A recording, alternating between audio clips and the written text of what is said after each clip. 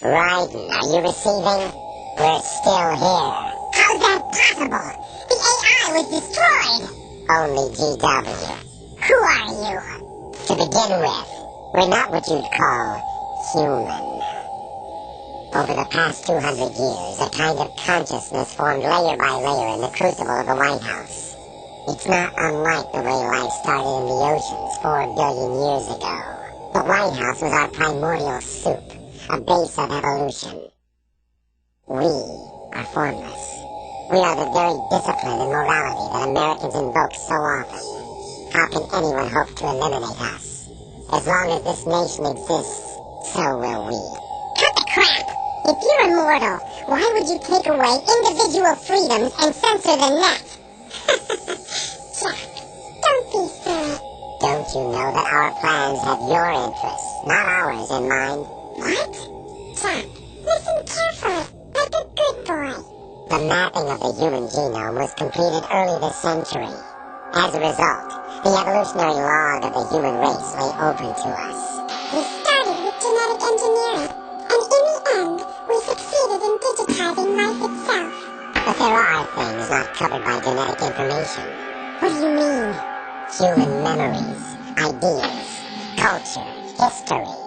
Genes don't contain any record of human history. Is it something that should not be passed on?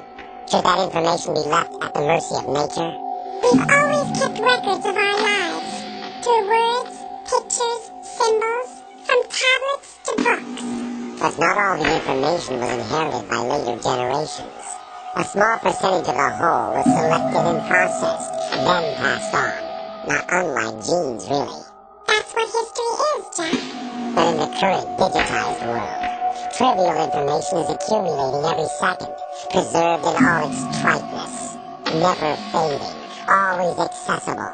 Rumors about petty issues, misinterpretations, slander.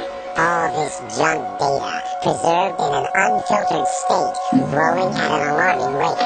It will only slow down social progress, reduce the rate of evolution. Right. You seem to think that our plan is one of censorship. Are you telling me it's not?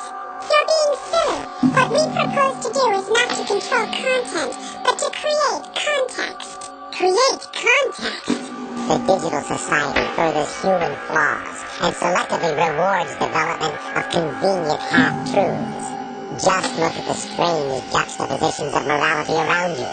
Billions spent on new weapons in order to humanely murder other humans. Rights of criminals are given more respect than the privacy of their victims.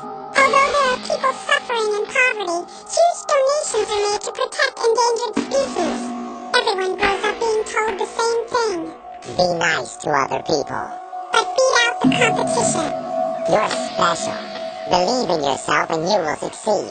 But it's obvious from the start that only a few can succeed. You exercise your right to freedom, and this is the result. All rhetoric to avoid conflict and protect each other from hurt. The untested truths, spun by different interests, continue to churn and accumulate in the sandbox of political correctness and value systems. Everyone withdraws into their own small gated community, afraid of a larger forum. They stay inside their little ponds, leaking whatever truth suits them into the growing cesspool of society at large. The different cardinal truths neither clash nor mesh. No one is invalidated, but nobody is right. Not even natural selection can take place here. The world is being engulfed in truth. And this is the way the world ends. Not with a bang, but a whimper. We're trying to stop that from happening. It's our responsibility as rulers.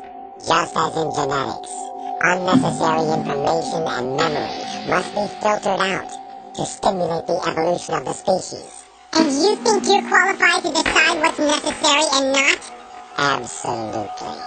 Who else could wade through the sea of garbage you people produce, retrieve valuable truths, and even interpret their meaning for later generations? That's what it means to create context. I'll decide for myself what to believe and what to pass on. But is that even your own idea? Or something Snake told you? That's the proof of your incompetence right there. You lack the qualifications to exercise free will. That's not true. I have the right. Does something like a self exist inside of you? That which you call self serves as nothing more than a mask to cover your own being. In this era of ready-made truths, self is just something used to preserve those positive emotions that you occasionally feel. Another possibility is that self is a concept you conveniently borrowed under the logic that it would endow you with some sense of strength. That's crap! Is it? Would you prefer that someone else tell you?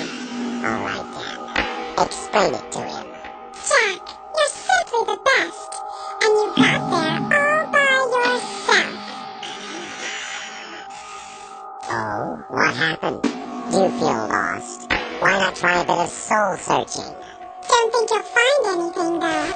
Ironic that although self is something that you yourself fashion, every time something goes wrong, you turn around and place the blame on something else. It's not my fault. It's not your fault. In denial, you simply resort to looking for another, more convenient truth in order to make yourself feel better. Leaving behind in an instant the so-called truth you once embraced. Should someone like that be able to decide what is truth? Should someone like you even have the right to decide? You've done nothing but abuse your freedom. You don't deserve to be free. We're not the ones smothering the world. You are. The individual is supposed to be weak, but far from powerless. A single person has the potential to ruin the world. And the age of digitized communication has given even more power to the individual. Too much power for an immature species. Building a legacy involves figuring out what is wanted and what needs to be done for that goal. All this you used to struggle with. Now, we think for you. We are your guardians, after all. You want to control human thought? Human behavior? Of course. Anything can be quantified nowadays. That's what this exercise was designed to prove. You fell in love with me just as you were meant to, after all. Isn't that right, Jack? Ocelot was not told the whole truth, to say the least. We rule an entire nation. Of what interest would a single soldier, no matter how able, be to us? The S3 plan does not stand for solid snake simulation. What it does stand for is selection for societal sanity.